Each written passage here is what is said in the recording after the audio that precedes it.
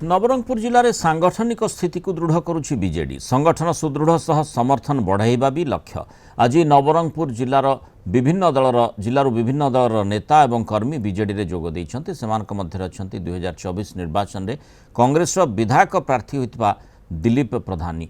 एहासह शताधिक पीआरआई सदस्य और कर्मी मध्य जोग दैछन्ति। भुवनेश्वर शंख भवन ठारे नवरंगपुर जिला सभापति तथा विधायक मनोहर रंधारी उपस्थिति रे बीजेडी रे सेमाने जोग दैछन्ति। पूर्वतन मुख्यमंत्री तथा ओडिशार नेता नवीन पट्टनायक नीति आदर्श और कार्यधारा रे अनुप्राणित होई बीजेडी रे जोग दैथिबा कहिसन्ति दिलीप प्रधानी।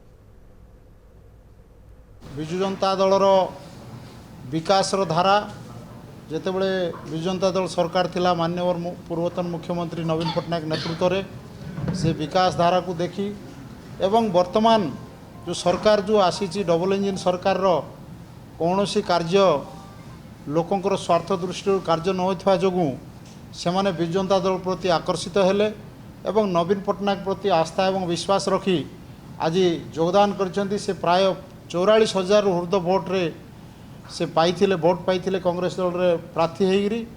तेणु से तांको सहित 4 जण सरपंच 4 जण समिति सभ्य को सहित योगदान करछन्ति, जो द्वारा कि आमर विजु जनता दल शक्ति वृद्धि होइछि।